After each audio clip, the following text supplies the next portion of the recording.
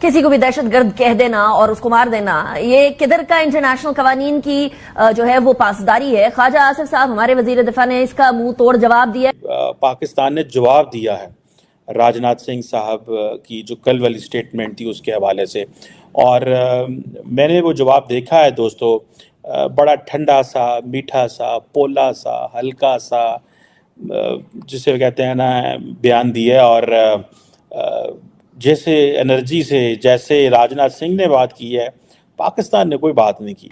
और इंडिया के जो लीडरशिप है वो इस तरह के जो सेंटेंसेस और इस तरह के स्लोगन्स इस्तेमाल करके अपने अवाम को तो बेवकूफ़ बना सकते हैं, लेकिन पाकिस्तानी अवाम को ना वो बेवकूफ़ बना सकते हैं ना उनको डरा सकते हैं। मतलब ये अंदाजा करें कि एक मुल्क आपको ये कह रहा है कि we will enter in your territory, we will enter in your country, और हम घुस के मारेंगे। सिर्फ घुसेंगे नहीं, घुस के मारेंगे। तो उसके जवाब में कहा गया है कि बड़े ही गैर जिम्मेदारी का मुजाहरा कर रहे हैं जनाब। तो वो ये तंग नजरी का मुजाहरा कर रहा है, यानी इस तरीके से कि भाई आप जो हैं अब हमारे मुल्क के अंदर घुसेंगे, इस तरह तो ना करें। वो कह रहे हैं भाई किया है, डिफेंस मिनिस्टर राजनाथ सिंह कह रहे हैं हाँ जी कीता है, दसो की कर लोगे। अफवाजें पाकिस्तान के सुप्रीम कमांडर होते हैं, और एक सुप्रीम कमांडर कैसे बर्दाश्त कर सकता है कि कोई उसकी फौज के बारे में झूठे इल्जामात लगाए, बेबुनियाद प्रोपेगेंडा करे। और गार्डियन की स्टोरी ने एक इंफॉर्मेशन जारी की, ठीक है, और राजनाथ सिंह साहब ने उसके ऊपर स्टेटमेंट दे दी, तो पाकिस्तान फिर बोल पड़ा जनाब इंडिया इस तरह कर रहा हो सका। पाकिस्तान को वैसे नहीं पता चलता हमारी सिक्योरिटी एजेंसीज क्या कर रही हैं, यहाँ पे अदारे क्या कर रहे हैं।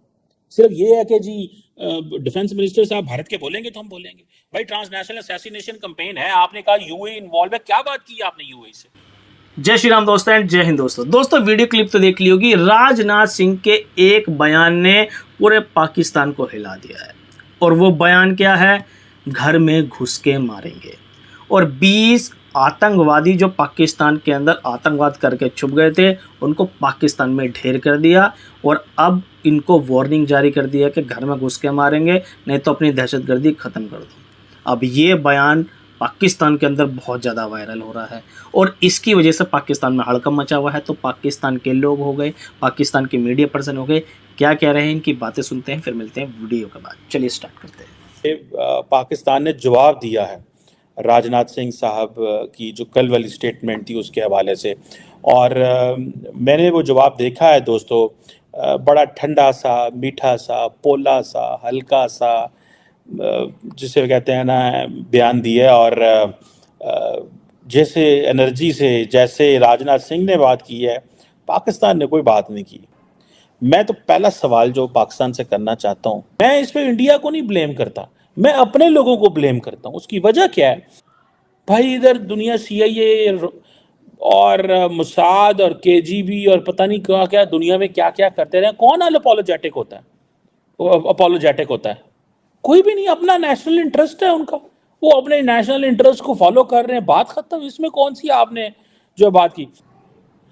आप ये कहते हैं कि जी extra judicial and transnational assassination, आपको गार्डियन की रिपोर्ट से ये पता चला है। लास्ट टाइम पाकिस्तान के जो सेक्रेटरी खारजा हैं साइरस काजी साहब, उन्होंने ये स्टेटमेंट दी थी कि जनाब 2 बंदे जो है ना वो हमारे पास रिपोर्ट है, बाकी अब हुआ क्या, बहुत सारे लोग पाकिस्तान में मारे गए, कश्मीरी थे सारे मारे गए, कश्मीर में वो किसी ना किसी तरह इंगेज थे, वो मारे गए। पाकिस्तान ने कहा बेइज्जती हो रही है साड़ी कि जनाब ये बंदे मारे जा रहे हैं, और जारी बात है उनका ताल्लुक कश्मीर से था, जहाद कश्मीर से था, किसी ना किसी तरीके से था कि वो फॉर्मर थे, कुछ थे, उनके लिंकेजेस थे। इन्होंने कहा तो बेइज्जती होंगी, पता कराओ। जो पता कराया तो वो जारी बात है, चीज़ें चलते चलाते फिर सेक्रेटरी खारजा साहब को बुला लिया, सेक्रेटरी खारजा ने बात कर दी, और जनवरी में बात की, उसके बाद 3 महीने ठंड है। ये तो कल गार्डियन की स्टोरी आई तो पाकिस्तान फिर बोल पड़ा है, और इन गार्डियन की स्टोरी ने एक इंफॉर्मेशन जारी की, ठीक है, और राजनाथ सिंह साहब ने उसके ऊपर स्टेटमेंट दे दी, तो पाकिस्तान फिर बोल पड़ा जनाब इंडिया इस तरह कर रहा हो सका। पाकिस्तान को वैसे नहीं पता चलता हमारी सिक्योरिटी एजेंसीज क्या कर रही हैं, यहाँ पे अदारे क्या कर रहे हैं। सिर्फ ये है कि जी डिफेंस मिनिस्टर साहब भारत के बोलेंगे तो हम बोलेंगे। भाई ट्रांसनेशनल असैसिनेशन कैंपेन है, आपने कहा यूएई इन्वॉल्व है, क्या बात की आपने यूएई से? अगर कोई ईस्टर्न यूरोप ममालिक इन्वॉल्व है तो क्या बात की है हमने उस हवाले से? सो ये जो हम कहते हैं जी एक्स्ट्रा जुडिशियली एग्जीक्यूट किया है, भाई ये जो आप लफ्ज बोल रहे हैं ये आप कर रहे हैं कि जी एक्स्ट्रा जुडिशियल। भाई एक्स्ट्रा जुडिशियल तो अपने मुल्क में होता है, दूसरे मुल्क एक्स्ट्रा जुडिशियल थोड़ा ही करते हैं। वो तो सीधा सीधा कह रहे हैं, घुस के मार रहे हैं, आप उसको बड़े पोला सा लफ्ज एक्स्ट्रा जुडिशियल। और वो कहते हैं जी कि क्योंकि उन्होंने माना है तो लिहाजा ये आपके पास क्या चारा है, व्हाट नेक्स्ट। वो कह रहे हैं भाई किया है। डिफेंस मिनिस्टर राजनाथ सिंह कह रहे हैं हाँ जी कीता है, दसो की कर लोगे। इंडिया को हम कहते हैं जी काउंटेबल ठहराएं इलीगल एक्शन। क्वेश्चन ये है कि क्या कौन इंडिया को काउंटेबल ठहरा सकता है। नेशनल सिक्योरिटी एडवाइजर अमेरिका के जैक सुलिवन 18 अप्रैल को इंडिया आ रहे हैं इलेक्शनों से 10 दिन पहले। क्या अमेरिका, वो तो खुद इंसाफ मांग रहे हैं इंडिया से। कमेंट्स तो कोई कंट्री ये कहता है कि आपको घुस के मारेंगे तो वो ये तंग नजरी का मुजाहरा कर रहा है, यानी इस तरीके से कि भाई आप जो हैं अब हमारे मुल्क के अंदर घुसेंगे, इस तरह तो ना करें, ये तो गलत बात है। तो मैंने सोचा कि वन बाय वन जो पॉइंट्स इसके अंदर रखे गए हैं वो जरा इसके ऊपर बात कर लेते हैं, क्योंकि इसमें फॉरेन ऑफिस ने ये भी कहा है कि इस तरह की स्टेटमेंट से जो स्टेबिलिटी है वो खराब होती है, यानी रीजनल इनस्टेबिलिटी पैदा होती है। पहली बात तो ये, और दूसरा ये कि ये कहा गया पाकिस्तान की तरफ से कि हम अपनी सॉवरेनिटी का हर कीमत पर जो है वो ख्याल रखेंगे और हम डिफेंड करेंगे, चप्पे चप्पे को डिफेंड किया जाएगा। पाकिस्तान की इस वक्त जो सॉवरेनिटी का हाल है जरा उसको देख लें। कौन सी स्टेबिलिटी पाकिस्तान में, कौन सी स्टेबिलिटी है? ये जो आप कह रहे हैं कि ऐसी स्टेटमेंट से जो स्टेबिलिटी है वो खराब होती है और इनस्टेबिलिटी आती है। तो रीजनल स्टेबिलिटी की जब हम बात करते हैं तो अफगानिस्तान, ईरान, पाकिस्तान रीजन में जितने भी कंट्रीज हैं उसमें देख लें कि ये तीनों, ये जो तिकोन बन रही है ट्रायंगल, ये तो तीनों आपस में ही गुत्थम गुत्था है।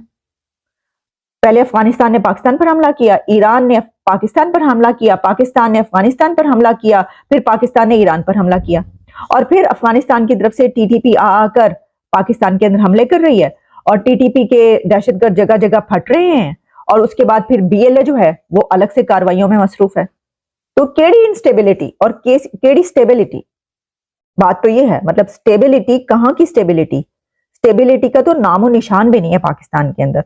तो राजनाथ सिंह की इस स्टेटमेंट से स्टेबिलिटी और इंस्टेबिलिटी का क्या ताल्लुक है? यानी इससे तो क्या आप ये कहना चाह रहे हैं कि देखें ये जो बात की है, ये जो स्टेटमेंट आई है, तो इसके बाद हम हमला कर देंगे? इस तरह की तो कोई बात ही नहीं की आपने तो ऐसी गैर जिम्मेदारी का मुजाहरा किया। तो फिर कौन सी स्टेबिलिटी और इंस्टेबिलिटी? और फिर जहां पर पहले इतनी इंस्टेबिलिटी हो कि हर तरफ से हमले हो रहे हो, तो पूरे रीजन में आप देखें अगर कोई कंट्री स्टेबल है और जहां पर स्टेबिलिटी है वो सिर्फ इंडिया है। तो इंडिया में तो कोई इंस्टेबिलिटी इस स्टेटमेंट से पैदा होने की कोई हमें नजर नहीं आते आसार। और पाकिस्तान के अंदर ऑलरेडी जितनी इंस्टेबिलिटी है तो उसके बाद और कितनी को मजीद वो जो है खराबी पैदा होगी, ये भी आप देख लें। दोस्तों वीडियो हो गई है ख़त्म और आप लोगों ने इनकी बातें तो सुन ली होगी। कमर चीमा साहब तो अपने पाकिस्तान की सिक्योरिटी चीफ पर ही भड़के हुए हैं, क्योंकि पाकिस्तान कुछ करता ही नहीं है, बस डींगे हाँकना, बस डींगे हाँकना। इनको पता भी जब चलता है, जब इनको किसी दूसरे रिसोर्सेज से पता चलता है कि हाँ भारत ने ये काम कर दिया है, भारत की आर्मी ने ये काम कर दिया है, और घर में घुस के मारेंगे का जो स्टेटमेंट है वो एकदम क्लियर है। तुम दहशतगर्दी ख़त्म करो या फिर हम तुम्हारी दहशतगर्दी ख़त्म करवा दें। सीधी सी सिंपल सी बात है कि पाकिस्तान के अंदर जो दहशतगर्दी हो रही है वो भी पाकिस्तानी कर रहे हैं। दूसरे देशों में जो दहशतगर्दी हो रही है, जब उनको एकदम कर देते हैं, उनको एलिमिनेट कर देते हैं, यानी कि उनको टपका डालते हैं जब उनकी तहकीकात होती है, या उनको पकड़ लेते हैं जब तहकीकात होती है, तो वो निकलते हैं सारे के सारे जिहादी, ठीक है ना। और जब जिहादी निकलते हैं तो उनका ताल्लुक़ कहाँ से निकलता? पाकिस्तान से। तब पाकिस्तान माफ़ी मांगता फिरता कि हमसे गलती हो गई, हम इस पर ध्यान रखेंगे, ये करेंगे, वो करेंगे। लेकिन कुछ दिन बाद फिर से वही चालू हो जाता है। अब जो है भारत ने ये सब चीज़ बर्दाश्त करना बंद कर दी है। अब वो दिन दूर नहीं है कि पाकिस्तान इस तरह का कोई मेजर ले एक्शन और हम उसके ऊपर जवाबी कार्रवाई करें। और अब क्या पाकिस्तान के जितने भी आतंकवादी हैं उन सबको एलिमिनेट प्यार से कर दें, उन सबको 72 हुरों के पास भेजें, फिर वो अपने जो 72 हुरों के पास करना चाहते हैं वो कर लेंगे। दोस्तों आप लोग इस बारे में क्या कहना चाहते हैं प्लीज़ कमेंट सेक्शन में ज़रूर बताइए। वीडियो पसंद आई तो लाइक शेयर कर देना, चैनल को सब्सक्राइब कर देना। नेक्स्ट वीडियो मिलेंगे, तब तक के लिए जय हिंद जय भारत।